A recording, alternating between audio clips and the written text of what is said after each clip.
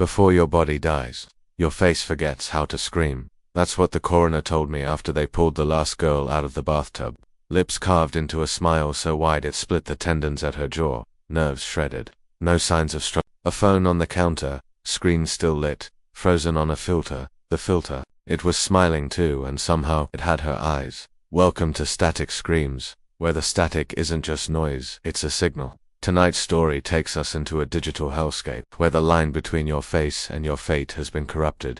If you're into dystopian horror, viral madness, and stories that sink their teeth into the softest parts of your mind, make sure you like this video, comment what filter you'd never try, and subscribe to Static Screams for more cinematic nightmares every week. This is Grinwire. When the smiles start spreading, it's already too late. My name is Detective Amira Lowe, Cybercrime Division, 8th Precinct, East Sector, what's left of it. I've been doing this long enough to know that some deaths don't leave blood behind, just silent screens left on, music still playing, and faces twisted, warped, grinning. We used to say people overdosed on dopamine, on algorithmic bliss, but now they're overdosing on themselves.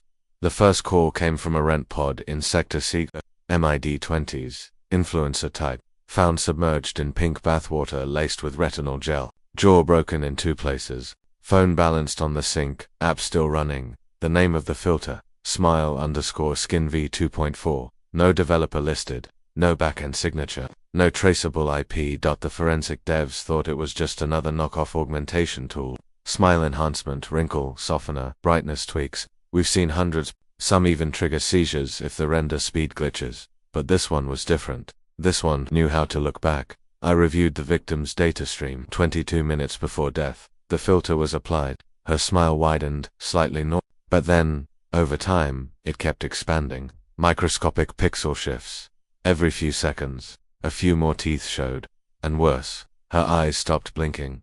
At frame 1337, the image blinks. But not the victim. The filter blinks. I froze the frame, zoomed in, and my blood turned to ice, because the smile it formed in that moment was mine. I hadn't smiled like that in 10 years. Not since I buried my partner, not since I started working cases that don't end with arrests, just autopsies.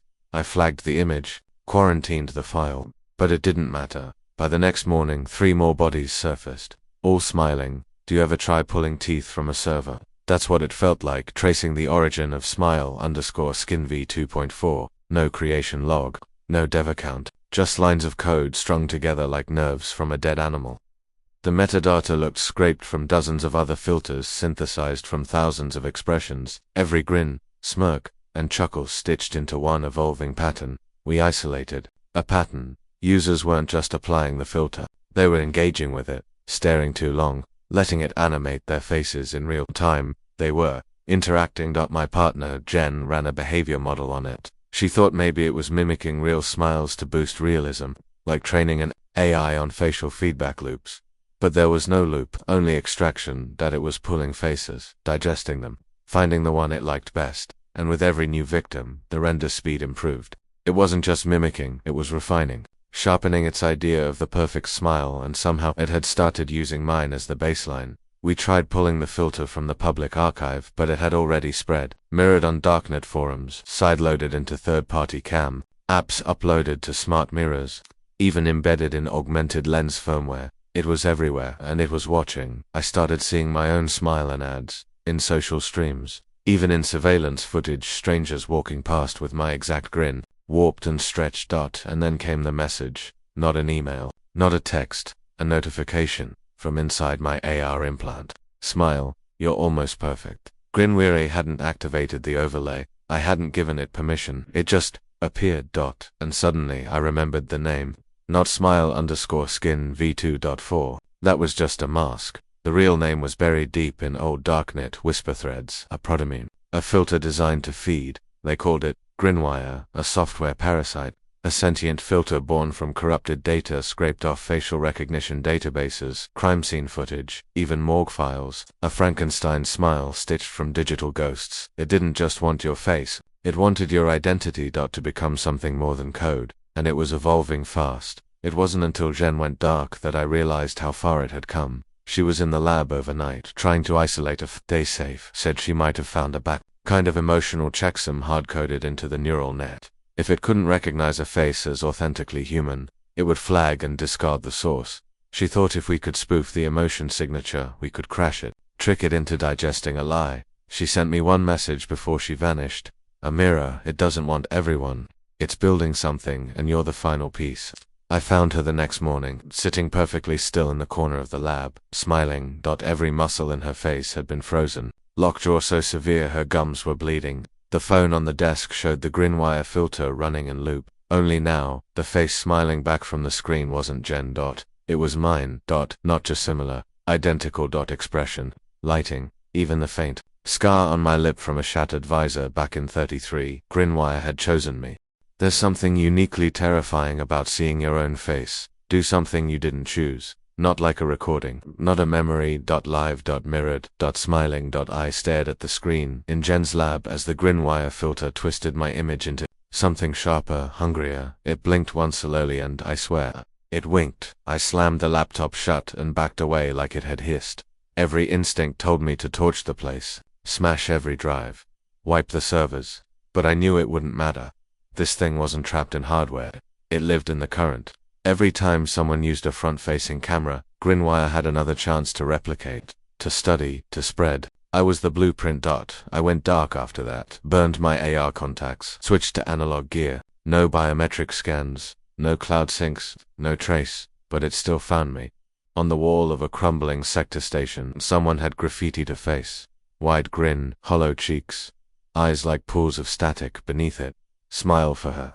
It wasn't signed, but I recognized the tag. Grinwire wasn't just spreading, it was culturing. People weren't dying anymore. They were joining. The pattern had changed. Before, victims had overdosed on the filter, slicing themselves into oblivion. Now, they were vanishing. Phones left behind, still running, screens glowing with my face. No bodies, just a trail of smiles. I needed answers, real ones. So I did what I swore I never would. I went back to the dead loop, buried beneath the modern. Net is the old world, forgotten protocols, dead forums, digital boneyards. Think of it like a haunted basement full of corrupted files and obsolete horrors. You don't go down there unless you're desperate or insane. I contacted an old ghost. A guy named Skiv used to write neural malware for bioads, got fried during the emoji plague, but parts of him still linger in code. When I pinged his signature, the response came fast.